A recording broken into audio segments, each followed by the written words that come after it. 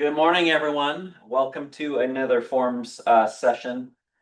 Today is an important class on learning Form 36 and 36A. If you don't know what those forms are, you're in the right place, first of all. Secondly, Jim, Tony, and I were just talking about the fact that there are some certain forms that every single broker needs to know and understand, like the back of their hand. It could either make you or break you. It could either bring you more clients, or it's going to end up making you lose clients if you don't know certain forms. And these are definitely ones that you must know and understand. And these ones are a little bit confusing, and these are a little bit dangerous. You have to pay really close attention to timelines and making sure that you understand how offers and counter offers work. And so we're going to go ahead and do a deep dive. And our first form obviously will be Form 36, which is the counter offer addendum. We got to learn this one first. Whoops. Wrong one, wrong one.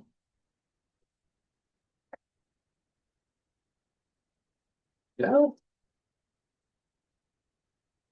Add this.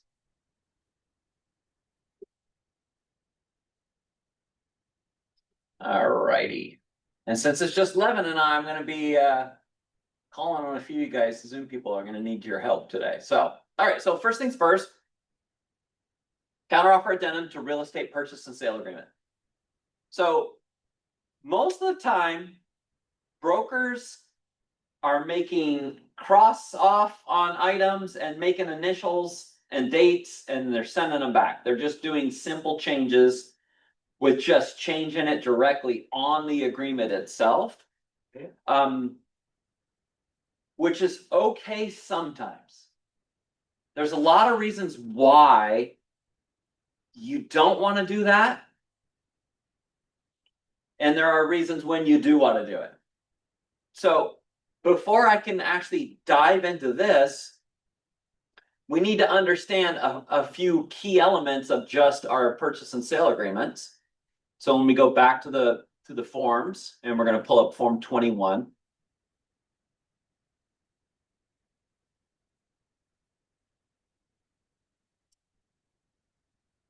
All right, so I'm going to open up Form 21. Oh, good. It did fit to the limit. First thing we have to always look at when offers come in is the offer expiration date. This is the key piece you have to know and understand. So we're going to act as listing brokers for this first scenario. If you got an offer and it came over and this offer expiration date is blank, how much time do you have to accept that offer before it's no good any longer? What do you guys think? Zoom people, you better unmute. The 2 days? 3 days after mutual acceptance? You don't have mutual yet. So Kristen was right. It's 2 days. Some brokers think that by leaving this blank that it's good forever until it's signed off, right? We're giving you as much time as you need. So I'm going to use the Control F to find, and we need 2 days. So there's the first one. Now we need the next one. So item S in our boilerplate language is offer and counter offer expiration date. If no expiration date is specified for an offer or counter offer, the offer or counter offer shall expire 2 days after the offer or counter offer is delivered by the party making the offer or counter offer, unless sooner withdrawn. So there's your language on how does this work. And you always have to remember this, because we're going to talk about this form after we finish Form 36, about how offers can be withdrawn. Offers or counter offers can be withdrawn at any time up until they're accepted. So, Hello, Eric. yep, Cal. Hey, is it possible to make them longer? I see that unless sooner withdrawn kind of says no, but Oh yeah, no, you can put your offer expiration date, you can put a date in here. You could put it into next year. Yeah, you can fill this into anything you want. okay, thank you. Yeah, you absolutely. You can make it, I'm gonna give you till January next year to accept this offer. That's when this offer expires. So you can totally do that. The next thing that we have to understand is computation of time. And this is, when I read this, you're gonna get lost. I guarantee it. So we have to look at computation of time, which that's boilerplate language. Get down here. Coming up. It's I is L. So unless otherwise specified in this agreement, any period of time measured in days and stated in this agreement shall start on the day following the event, commencing the period, and shall expire at 9 p.m. So let me break down the attorney language on what they're telling you here. So any day, or any calendar date that you choose, it's automatically time expiring at 9 p.m. So 9 p.m. is the time when it expires. So if we put on the expiration date of our offer to be August 7th, 2025, and there's no time after that, that means by tomorrow, by 9 p.m., this offer is going to expire. Make sense?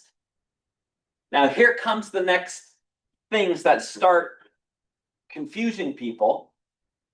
Okay? Except for the possession date. If the last day is a Saturday, Sunday, so a possession date is the possession date is the possession date.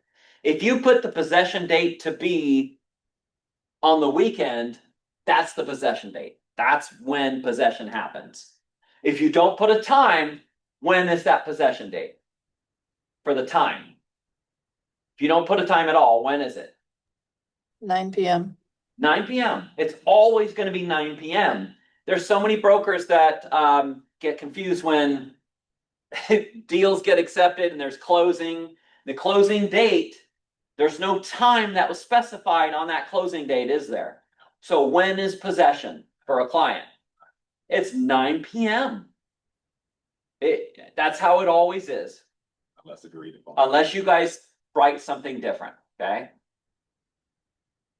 Okay, if the last day is a Saturday, Sunday, or legal holiday, as defined in the RCW 11650, the specified period of time shall expire on the next day that is not a Saturday, Sunday, or legal holiday. Any specified period of 5 days or less, except for any time period related to the possession date, shall not include Saturdays, Sundays, or legal holidays. If the parties agree that an event will occur on a specific calendar date, the event shall occur on that date, except for the closing date, which if it falls on a Saturday, Sunday, or legal holiday, as defined in RCW 11650, or a day when the county recording office is closed, like holidays, shall occur on the next day that is not a Saturday, Sunday, or legal holiday, or day when the county recording office is closed. So let's stop right there. So the easiest way to remember this for computation of time is if it's 5 days or less, so that's 5, 4, 3, 2, 1. If it's any of those days, that means you do not count Saturdays, Sundays, and legal holidays when you're counting times. Those don't count. If it's 6 days or greater, so it's 6, 7, 8, 9, 10, 11, 12, like whatever, 6 and up. Weekends do count. You count them, weekends and holidays count, but you cannot end on a Saturday, Sunday, or legal holiday. it would always be that next day. So if you just keep those kind of two things aligned and always 9 p.m. as the deadlines, then that will help you keep this computation of time straight. Now, here comes the next thing that really, unfortunately, will confuse people, and it's hard to understand. When counting backwards from closing, any period of time measured in days shall start on the day prior to closing, and that the last day is a Saturday, Sunday, or legal holiday, as defined in RCW 11650. The specified period of time shall expire on the next day moving forward. That is not a Saturday, Sunday, or legal holiday. Example, of Monday or Tuesday. If the parties agree upon and attach a legal description after this agreement is signed by the offeree and delivered to the offerer, then the purpose of computing time, mutual acceptance, shall be deemed to be the date of delivery of an accepted offer or counteroffer to offerer rather than the date of the legal description is attached. Time is of the essence of this agreement. Whew! It's a huge mouthful, but we have to understand computation of time. No matter what, people are always confused when it comes to this. Next thing, let's see, Levin, you want to read K? This is just going to be a thing to understand about notices and delivery of documents. We got to tie all these things together before we can even deep dive into the counteroffer addendum. Notice and delivery of documents. Any notices related to the agreement, including I can see that. Revocations of offers or counteroffers must be in writing. Notices to sellers must be signed by at least one buyer and shall be deemed delivered only when the notice is received by seller, by listing broker, or a licensed office of listing broker's notice to buyer. Must be signed by, I think I have that line, buyer broker or licensed officer, buyer broker. Documents related to the agreement, such as the Northwest MLS Form 17, information on lead-based paint and lead-based paint hazards, public offering statements, or resale certificates, and all documents shall be delivered persons to the paragraph. Buyers and sellers must keep buyer broker and listing broker advised of their whereabouts in order to receive prompt notifications of receipt of a notice. Facsimile transmission of any notice or document shall constitute delivery. Email transmission of any notice or document or a direct link to such notice or document shall constitute delivery when email is sent to both the buyer broker and buyer brokerage firm, or both listing agent and listing broker firm, at the email address specified on page 1 of the agreement. Buyer broker or listing broker provide written acknowledgement of receipt of the email. An auto email reply does not constitute written acknowledgement, or if a party is unrepresented, the email is sent directly to the party's email address specified on page 1 of this agreement. At the request of either party or the closing agent, the parties will confirm facsimile or email transmitted signatures by signing an original document. Thank you. I know that's another mouthful thing to understand, but there's a lot of steps that you are supposed to be doing. First and foremost, it said that we have to deliver everything to the other firm's authorized email address and that broker's email address. So you got to be sending it to both places every time. It's not just to that broker. Why do they do that? Why do you think there's a fail-safe like this? Confusion that documents have actually been received. It's just to cover to make sure everybody actually received the agreements. Yeah, it's really to prove that did you guys get it? Was it received? The next thing it says is that brokers are supposed to be responding when you receive items. What? Received. You're supposed to be saying received. Got it. Like that. How many people do that? I write, please confirm receipt. And I text it to them as well. Yeah. Because they don't. Otherwise, some of them are really bad. Oh yeah.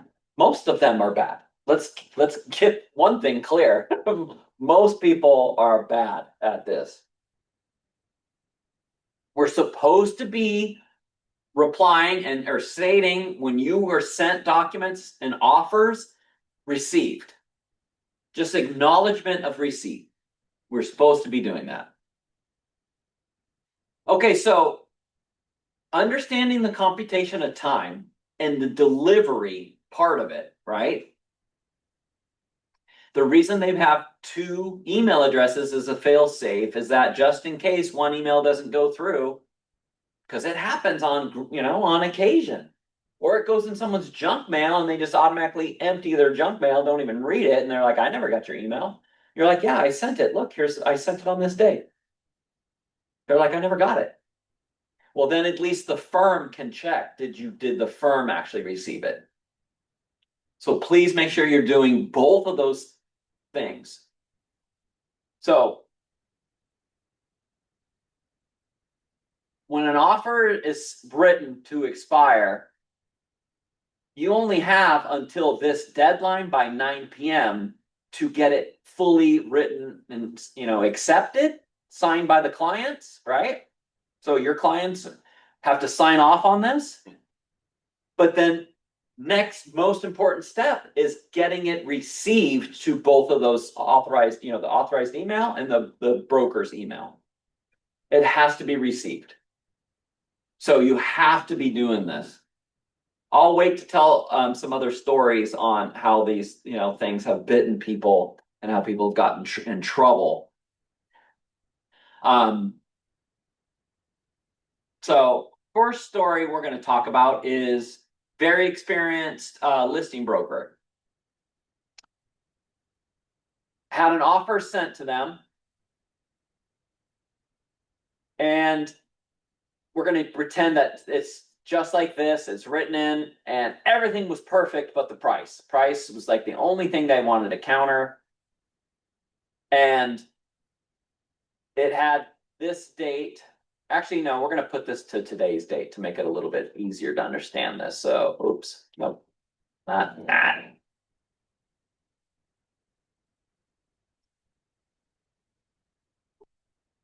Okay, August 6th. What is it doing?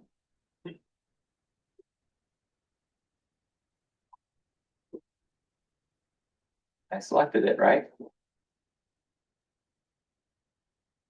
All right, August 6th, 2025. Automatically today it expires by 9 p.m. You're the listing broker. The offer comes over. You're only countering the price. You didn't use the form 36.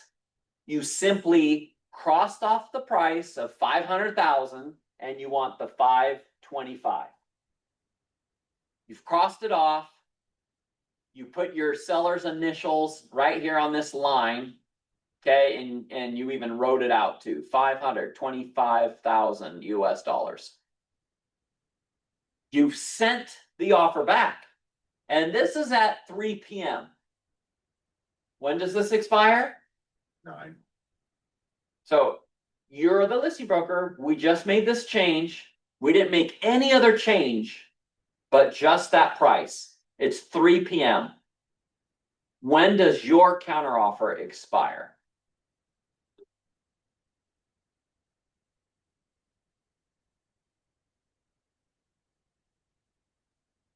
Today's Wednesday. What do you guys think? We're gonna go through that would mean the today. You think it's today? All right, there's one. Cal, Eric, what do you think? I want to say Friday.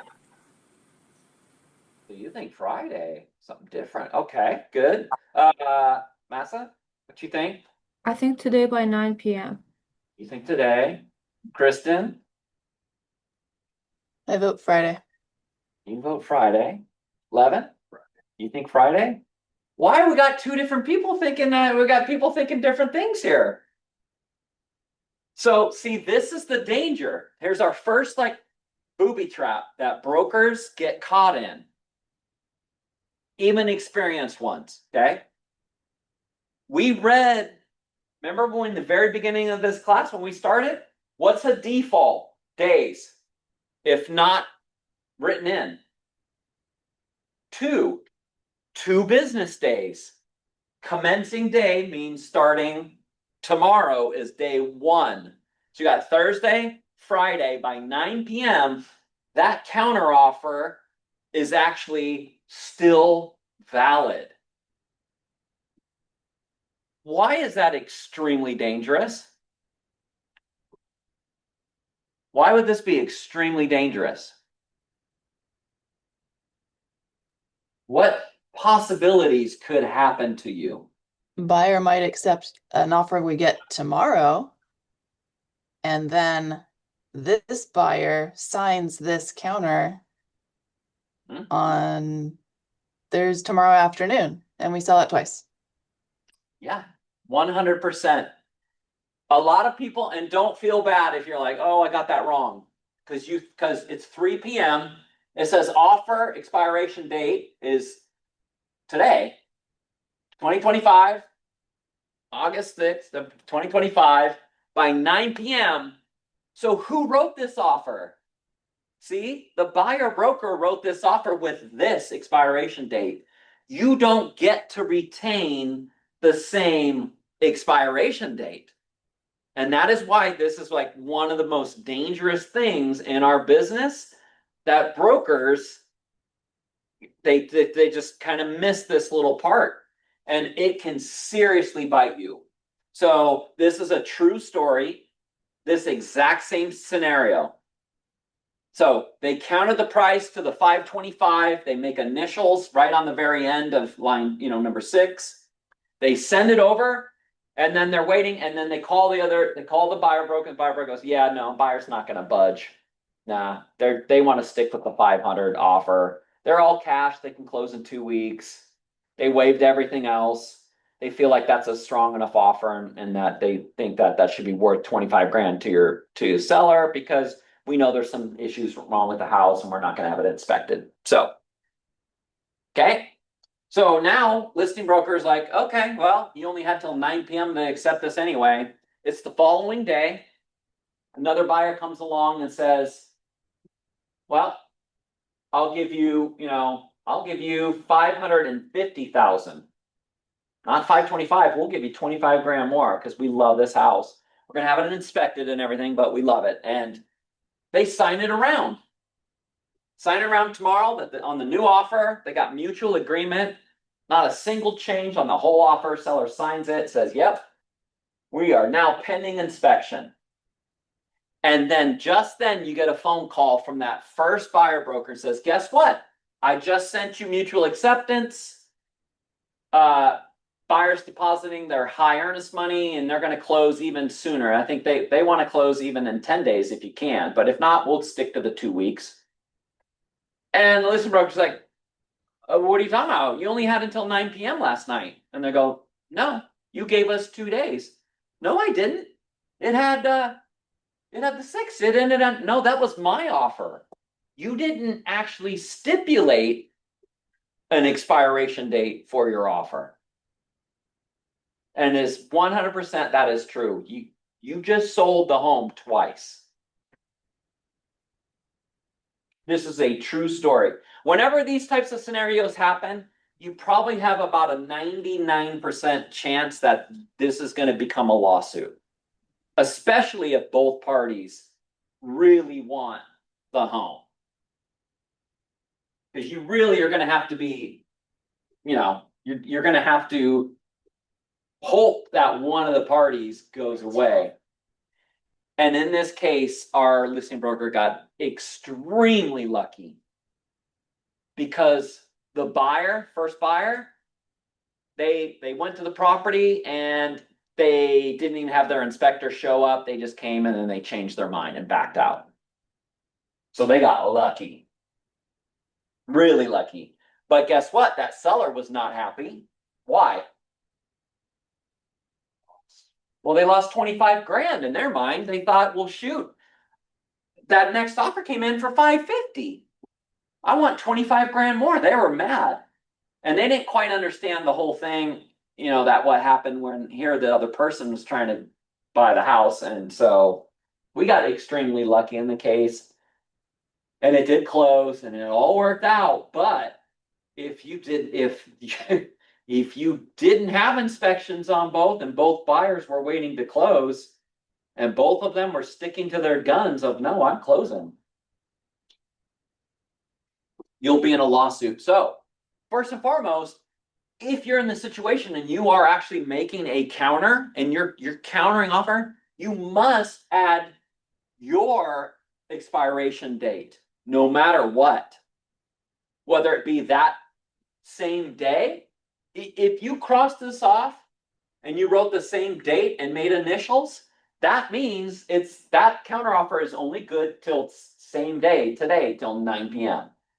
So you really got to watch this first thing.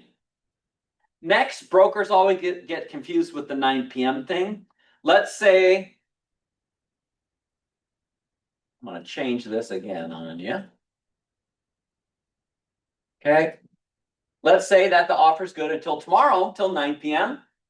And all of a sudden, you guys get an offer and it's 10:15 p.m. today. And the brokers go ahead and they sign it around and they send it back. You're after 9 p.m. So when is mutual acceptance? This is where people also get confused. So we'll go around the room again. Cal, when is your mutual acceptance?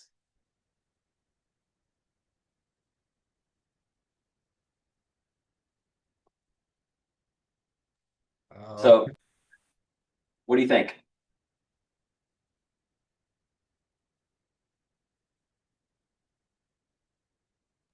I don't know right off. Okay, that's okay. Eric, do you have a guess?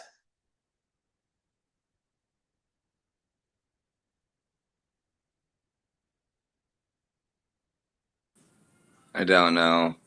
Not sure. Massa? Okay, I want to think out loud and I'm trying to be brave. So you Do said it. we get the offer by 9 or 10 p.m. today. So 10:15. You get it, 10, you sign it around and send it back. You have mutual acceptance, but brokers get confused. Like, when is the mutual acceptance date? Today's the 6th. It's after 9 p.m. though. And the offer's good. It was good until tomorrow, 9 p.m., the 7th. But when is your mutual acceptance date?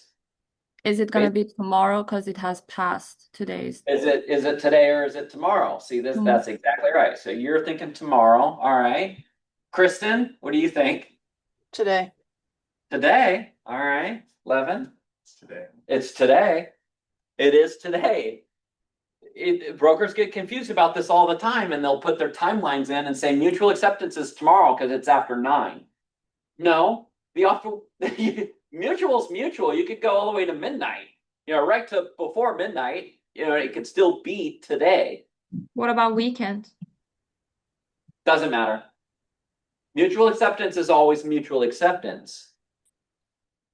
And it doesn't matter. But the thing is like this offer. Now let's talk about, I'm going to throw another curveball at you guys. So today is the 6th, switching it back to the 6th. Okay. So this offer comes through, it's 500 grand. You're listed at 500 grand. Your seller wants to take the offer. You sign it around at 9:01 p.m. And you send it back at 9:01 and 30 seconds p.m. It's 9:01 p.m. Do you have mutual acceptance? What do you think?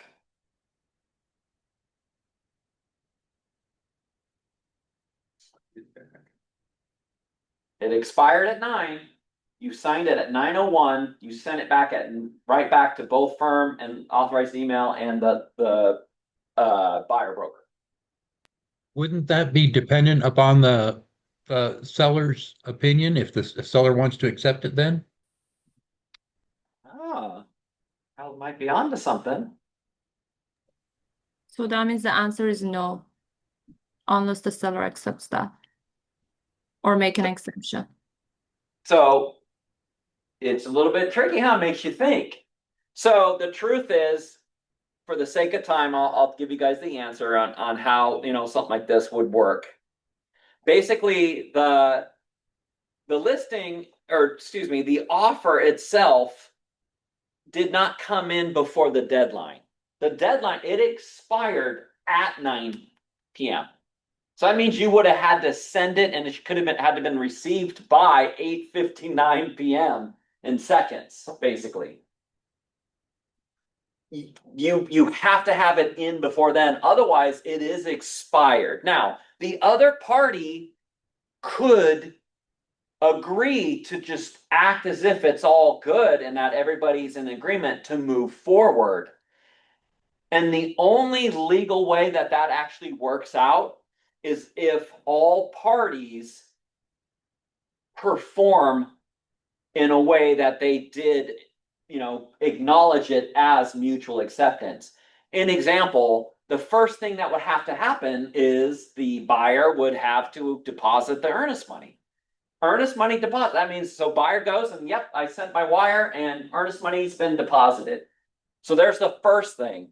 The next thing would be the fact that they have the inspection, right? They have the inspection scheduled. They show up with the inspector. They start going through. The seller allows them in the property. So they basically are acting as if they had mutual and they're moving forward. So you see how those types of things, how that can happen. And then all parties are just, they just are in agreement, right? They just moved forward as if they had mutual. They couldn't later on say, oh, you know what? Our offer's no good. You sent it late. So we don't have a deal. I can go sell it to someone else. An attorney would easily say, no, you allowed these people to come into your home. You allowed them to deposit their earnest money. You allowed them to negotiate on inspections to start, so that doesn't work. But you would never really want to do that. It is dangerous because then it's really hard to state, like, okay, when is mutual, when, So you really want to keep things, keep things organized and know exactly when is mutual. So, all right. Now that we've gone through all of that, let's actually dive deep into why you would want to use a counteroffer addendum to a purchase and sale agreement. Okay, so use this addendum form to make a counteroffer or counter to a counteroffer. This form can be used by either buyer or seller. Do not make changes on the purchase and sale agreement form itself, unless it's a simple change. Note, each change to the purchase and sale agreement form must be initialed by both buyer and seller. So first things first, for the rules to a Form 36, is that this is a one and done form. It's only being sent to counter whatever items you want countered on this form. So that means if it's the price and that's the only thing you're changing, you will actually fill this in, and we're going to explain in depth how this gets filled in, because even this being filled in, there's a process to this, which is very confusing. It even confuses me sometimes. I'm like, oh yeah, undersigned, that's the very last person who signs. It's not. I get confused about that because they've used undersigned before in other attorney language and other things in leases that I've had dealt with before, or commercial stuff, and they don't do it this way. It's actually backwards. So it can be very confusing. But just remember that when you get a Form 36, if you're not going to agree to it and you're receiving it, this is where your client would be signing, and there should be no changes on this. If you're not going to accept what the changes are, you have to make another Form 36, and then you have to flip-flop the names from a buyer seller and then make your changes. and then you make 0 changes on the rest of the entire contract. All of your changes go on this. And the cool thing about this form is says it automatically expires on this date of this counter offers expiring on this. So you don't even make changes, on the form itself. All right, Eric, you want to read B?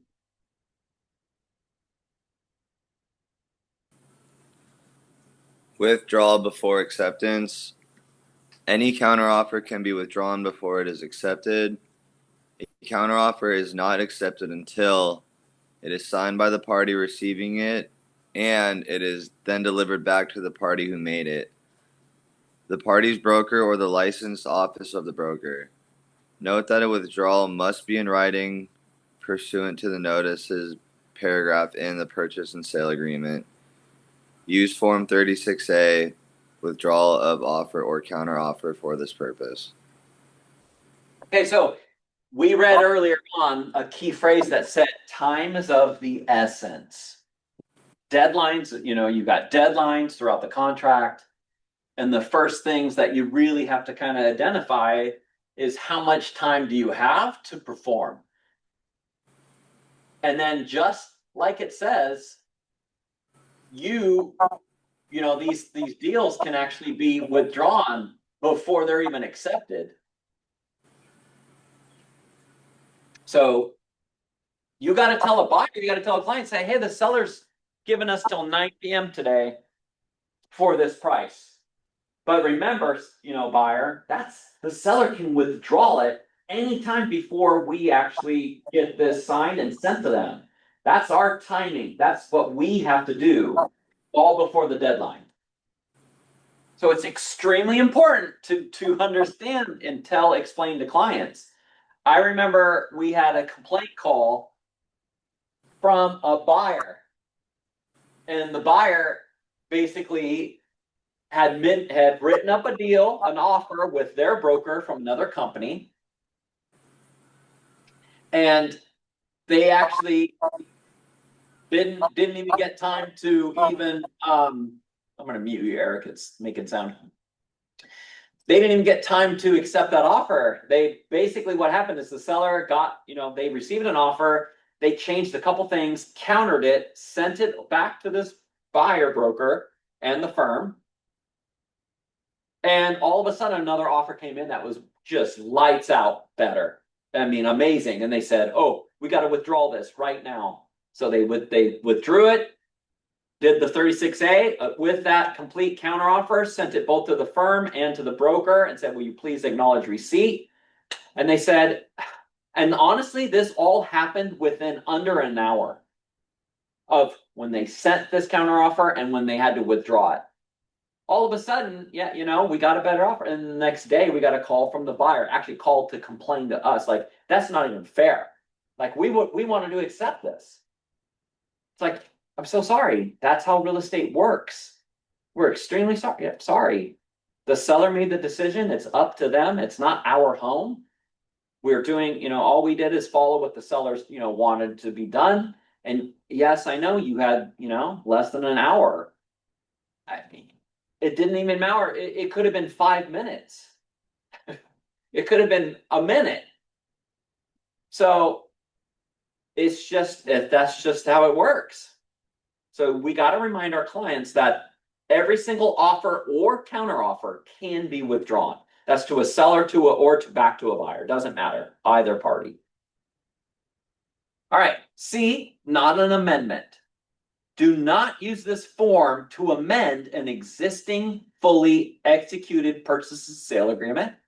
Instead, use MLS Form 34. That's an addendum amendment to the purchase and sale agreement, or any of the pre-printed addenda available to you. So don't, as soon as you got mutual, you're not using a 36. Again, you know how many times we've actually seen that happen? Counter offer and I just saw this last week. counter offer. Sorry, Yeah. signed. Yeah, we just saw this like last week. All right, assistance in filling in the blanks. pay very, very close attention, you guys, to this. If you don't get this down, Annie Fitzsimmons literally just launched a video on this because so many people are making mistakes on this form. So pay really close attention. Okay, so first things first is the date of the purchase and sale agreement. Two, wait, pause for one second. Saab, can you sit down for a sec? I need to explain this to you because I said something wrong to you. I gave you the wrong info. I was thinking of a lease commercial Okay. thing, okay? So this. I'm so glad you walked in. All right, so this is the part that we got to pay close attention to because it is super confusing. And like I said, it's so confusing. Even the Washington State hotline attorney, Annie Fitzsimmons, did a video on this because people are constantly getting it backwards and wrong. And it is really confusing. So the date of the purchase and sale agreement on top, this is all terms and conditions of the offer, real estate purchase and sale agreement dated. This is the date on whatever that offer was written. Okay, that's what goes in this. It's not an expiration date. So there's the first thing. The date that it was written. Date that it was written, Not that offer, Not that expiration. not the expiration date. Yeah. Yeah, so remember on like Form 21, it's this date over here, Left. not this date. Yeah. So this could be anything. It's been written on the 3rd, whatever. Whatever this is, okay? Isn't that weird that the offer, like this side of the calendar does a digital, not writing the word? I don't know why they do that, and maybe that's to define things easier. I don't know. Anyway, I'll have to ask Jeannie Simpson about that. Okay, next is the property. So insert the property address as on the purchase and sale agreement. That's pretty easy. This is where it starts getting confusing. Number 3 is name. Number 3 is insert the name of the party who will receive the counteroffer as it appears on the offer. So number 3, okay? Sellers. Number 3 is who are you countering? Number 3, who are you countering? So this could be a buyer or a seller, it doesn't matter, but who are you countering this counteroffer to? So they're here. You know, if this is the, buyer, which a lot of times it's going to be this way because majority of Form 36s come from listing brokers. Okay, so right here, this is going to be buyer's name as number 4 buyer. So you're going to put 3, the name of who's receiving the counter. Okay, name. 4 is the identity. It's either buyer or seller. And this is insert the identity of the party receiving the counteroffer. Now, number 5, insert the name of the party making the counteroffer exactly as it appears on the offer. So the party making the counteroffer is on that second line. And they are considered the undersigner. Why is it the undersigner? And They're this the is ones who are signing this form. Exactly. They're the first person signing the form underneath the name of the last name of that's listed. So undersigning is the person making the counteroffer. I told Saab opposite. I go, wait a minute. And I thought about it too that night. I go, I know that. Wait a second. I go, I'm thinking because I was thinking of like leases and stuff like that. I have Yeah, different it's things. always statements. confusing part. Always. It is. Whenever I open 36, I forgot. And I know it's hard to remember. So if you remember, line 3 is always who are you countering? That's who's going to receive it. And immediately next line makes sense that, okay, that's the person who's sending it. Yeah. So undersigned, in this case, if you're the listing broker and you're countering the buyer broker or to the buyer, then this line 4, got to look on the far right. Don't look at the red numbers. And that's the other thing you'll get confused about Yeah. is I've literally told people the same thing. Like I've done that before too, getting confused myself. I'm like, oh yeah, go to number 4. I'm looking at the manual. They're looking at the form and they say, oh yeah, Eric, I just wrote in number 4 as the other person. So again, you could get easily confused on this, but this is exactly how it's supposed to go. Yeah, whoever undersigning, I mean, he's the sending to other party. He's sending it to the other party. Yep. Okay, so party making counteroffer. Yep. Insert the name of the party. Exactly, it appears on the offer. And then, of course, the identity. Are they either a buyer or the seller?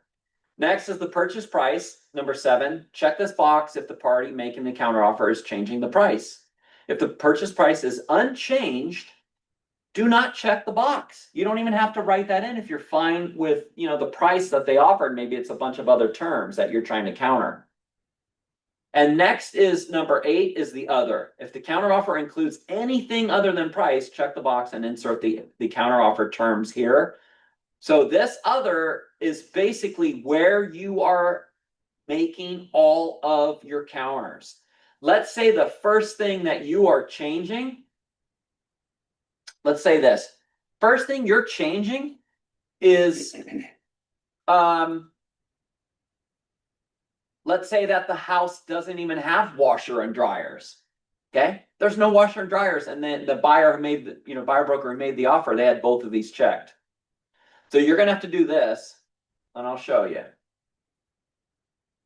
So in Form 36, actually, let me open this up so I can type it in and let you guys see exactly what the heck we're doing.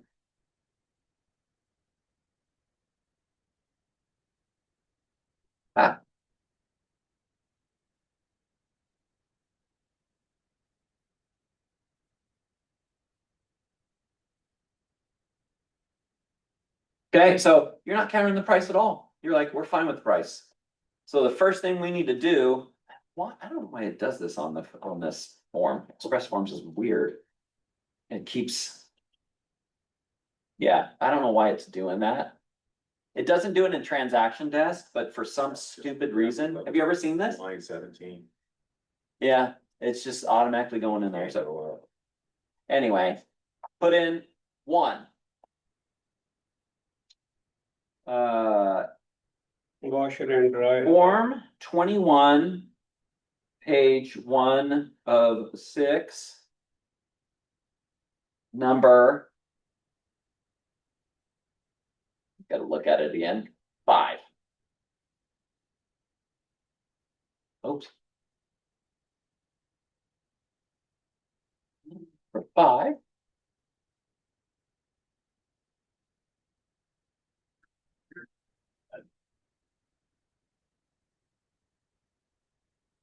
So any way you clarify this will make it better, and you just try to remember to keep it simple. Keep it very simple. Some brokers just try to get too wordy, and that's like where things can like usually get the parties confused.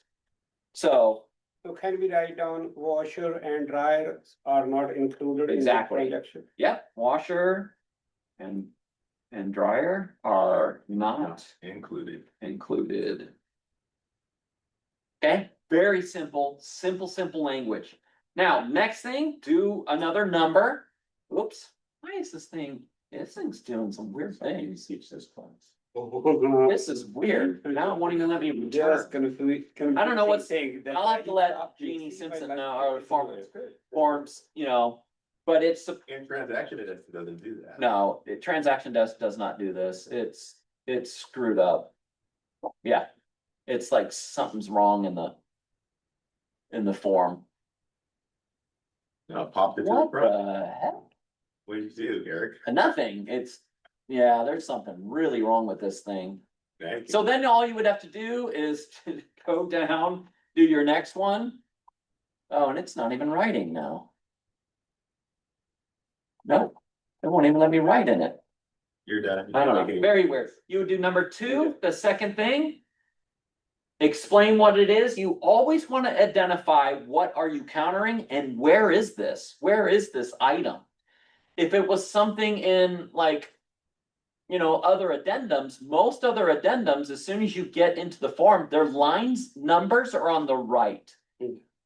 So here, these are line numbers. So if you were gonna change like 22A, line 17, you would say 22A, page, 1 of 3, number, section like 2, line 17 is hereby changed to 3 days or whatever. See how you are identifying exactly where this change is. You got to explain it so it's just clear and easy to find, and keep it simple. If you just state the line, the section, first the form name, page, whatever of what page number, line, section number, and then line number. And then is hereby, that's one word, HEREBY, hereby changed to X, or whatever you're changing it to. When you do that, you don't make any cross changes on the form itself. This can be a little scary for sellers, especially I know like we had a seller literally tell us like, I'm not signing off on this. Like this offer they wrote for 980,000 were listed for 1.29. I'm not selling for this low. We're like, no, we got a counter offer that says we're selling for 1.2. And they're like, no, but this says this. I don't let sometimes it's hard to explain that and say, this form, it says right on here, it supersedes everything else. It's going to make more sense as soon as we read a little bit further into the manual, which we kind of need to read right here too. All right, that's the other. Next is expiration date. Insert the number of days the party has to accept the counter offer. Acceptance means signed and delivered to the party making the counter offer, their broker, or the licensed office of their broker. If the other party does not accept within the time limit, the counteroffer expires and the earnest money, if deposited, must be refunded to the buyer. Signature and date, have all of the persons making the counteroffer sign and date here. Use the date each person signed the counteroffer, not the date of the purchase and sale agreement. And then acceptance and signature date, this is the box. If the other party accepts the counteroffer, have the party sign and date here. Use the date each person signed the counteroffer, not the date of the purchase and sale agreement. So then it shows that that's the box that it's accepted. But realistically, like we read in the form, you don't make any changes. You don't have to make any changes at all.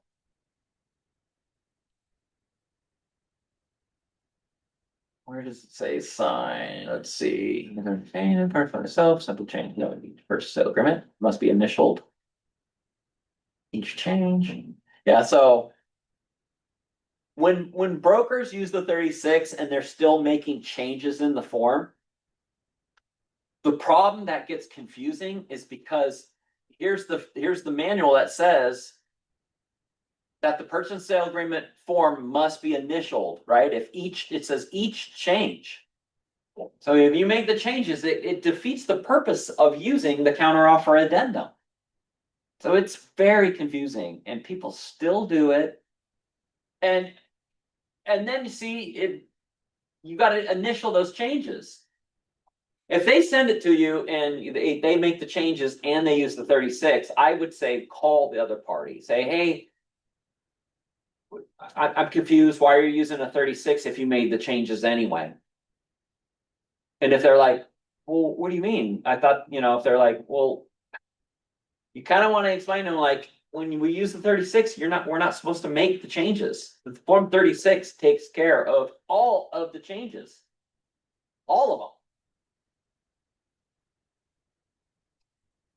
them. Let's see.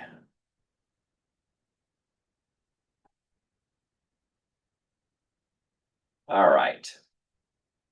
So that is the form 36. So on the bottom, number 9. Mhm. So if there's no date in there, how many days? It tells you Two.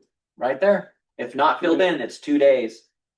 We went over the scenario of offers and counter offers in the very beginning of this, Yeah, if it. on the we said- dangers of when you don't make a change as a listing broker, this can catch people all the time. Like today is the 6th. This offer's only good until 9 p.m. But if you crossed off and made your change here and made initials and you didn't change this, that counter offer that you just made is still good for 2 days because you didn't define when is that good for. And that's how people get in trouble. Okay, let's say we received offer today, counter offer today, and change in the bottom, and it's the same date on the top, so it will expire today. So if you went ahead and crossed this off and then you wrote the same date, because see, it's only 11 a.m. right now. And if you were making a counter and you changed the price, crossed off and made initials right here and dates, you got to do the same right here if you want this counter offer to be good for only today also. You have to cross this off and write the same date and initial. Okay, so if it didn't change anything, that means it's good for today or next 2 days. 2 business days. Or next business day, if didn't change anything on the top. Yeah, that's what I was thinking. Yeah, it's very dangerous. Okay, so now that we've kind of got this down and we went through all of the other information, let's go ahead and open up the 36A. Because this is where, also things can get sticky. So withdrawal of offer or counteroffer, use this form if a party making an offer or counteroffer decides to withdraw it. The purchase and sale agreement requires that the withdrawal of offer or counteroffer must be in writing. Okay, so first and foremost, we got to use this form. You can't simply just send an email say, hey, your offer is no good anymore. That's really dangerous. Could attorneys maybe get you out of it?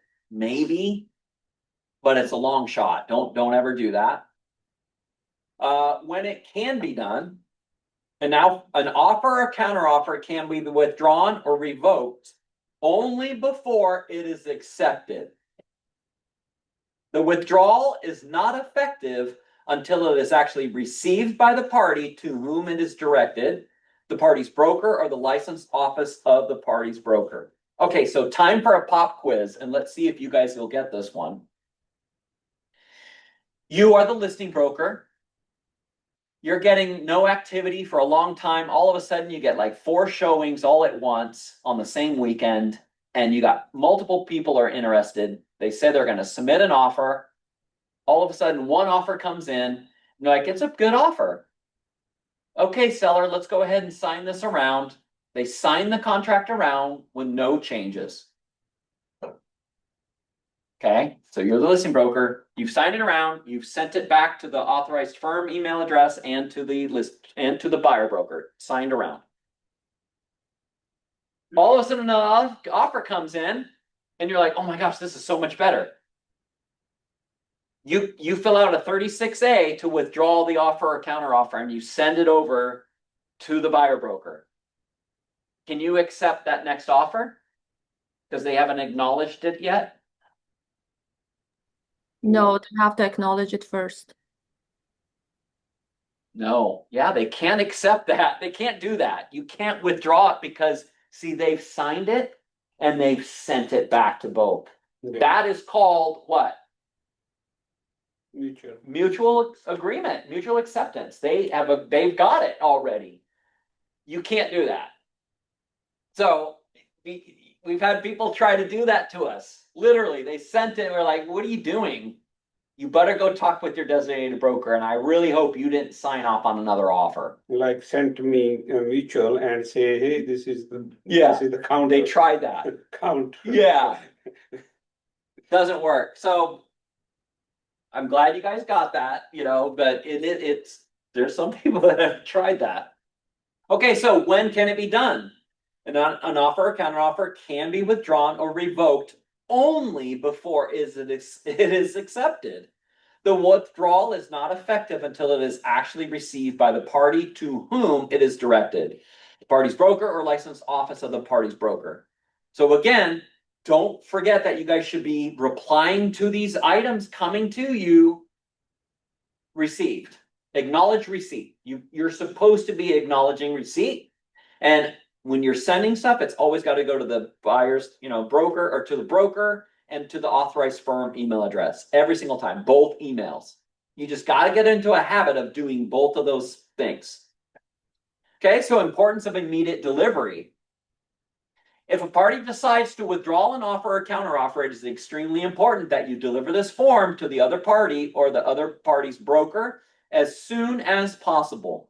It is possible that during any delay, the other party could accept and deliver a signed offer or counteroffer to your office, and then it's too late for your client to withdraw.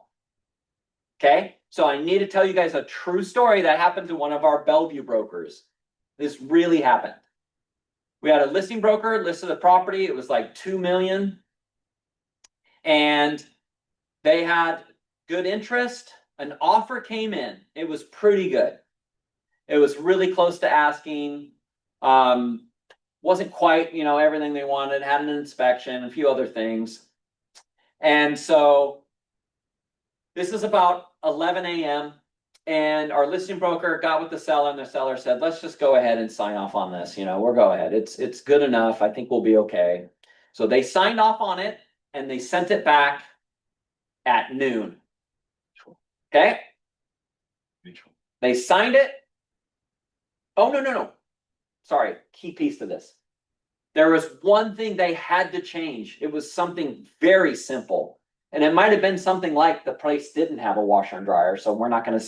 So they countered one little change. So they made a cross off it, made an initial thing. It was very, very little thing. Not neutral. Okay, so they countered. Yeah, I'm sorry. That was the very big key to this thing. So they countered this. They sent it back at noon. All of a sudden, a couple hours later, it's like 2:30 or something. Another offer comes in, and it is golden. It's more money. It's like $100,000 more. Okay. And when they found out there was another offer that they countered, they even went above asking. And they were closing fast, no inspection. It was way better. So the sellers, they felt bad because they were like, this is, we kind of feel like we're pulling the rug out underneath the buyers. We only made this little simple change. We feel kind of bad, so they're like, how much time do we have to make a decision? And our listing broker told them, well, at any moment that counter offer can come back, and we've got an agreement with the first buyers. It's about 4:30, and they're like, let's give a little bit of time. We'll wait till let's give them until 5 or 5 or 6. Because I'm sure they're working. They just felt bad. Because people, sometimes money isn't the only thing. Seller is nice. Yeah, the seller's really nice. Yeah, 100,000. Yeah, $100,000 more. Yeah. And in this case, it was probably like 150,000 more because the first offer was a little bit under asking. So they waited, and finally the sellers called, and it's like 6 o'clock at night. 6 in the evening, and they said, or it's after 6, and they said, let's go ahead and withdraw that offer, and let's go ahead and accept this one. If they haven't signed off on this by now and sent it to us, then maybe they weren't gonna. Who knows? Yeah. So they go ahead, and our listing broker signs the 36A, and they fill in the information of what is the date, address, and that buyer and seller. And it says to the buyer and the buyer broker. So they mark this box. The attached counter offer is withdrawn, and our sellers signed off on this, and they included the counter offer with it. They sent it back to both emails, the authorized firm email address and the buyer broker email address.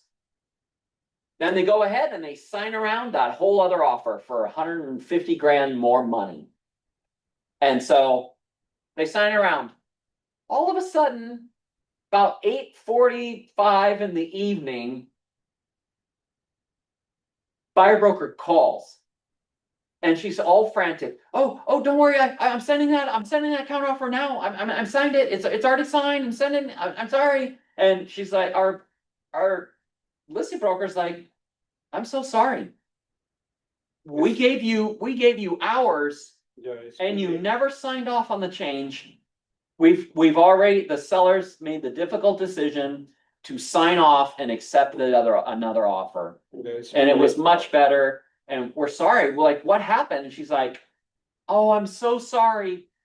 I got caught up watching the Oscars. No, or the Grammys. I was watching the Grammys on TV. $2 million, paid 3%, And watching Grammy. watching Grammys on TV. Guess what? Because the broker did send it back, but it didn't matter. It was already too late. Yeah, When they got on the form, we looked and clicked on, because you know when you receive Authentisign, you can click and see when did the signatures get signed. okay. Guess what time the buyer signed off on that counter? Right after she sent it. Like at 5:15 p.m. Oh my gosh, that is broker's fault. Yeah, The broker blew it. broker blew it.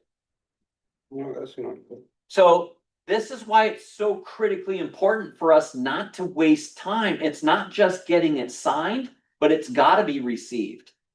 And until it's actually received back, signed off before that deadline, it can be withdrawn at any time. I mean, think about that. How much money did that broker lose? 60 grand. Okay. One deal. $60,000 mistake. What do you think that buyer broker even told her clients? Sorry, we don't have it anymore. They changed their mind. Seller, I mean, what did they say? Yeah, but buyer already signed. Their buyer's like, what do you mean? Like I signed off on it. Yeah, they can. Right. I thought it's good until this time. Isn't that right? I think they're gonna take him court. Maybe they sued. Yeah, who knows? Maybe that broker got sued. But this is the thing, like we have to understand these rules. It's so critical to your business. I guarantee you, if every single broker in the industry had to take a pop quiz on this course that we just did today, what do you think the fail rate would be? Because there's like 36,000 licensed agents in the state, or 38,000 something. Oh, no, it's more than that. It's 40 something, 46,000. In our Northwest MLS, I think it's like 38,000. 40% have failed. Oh, more. I guarantee it would be more. Yeah, It's scary. yeah, this part is really scary, I know that. Yeah. All right. Any questions before we wrap it up? No.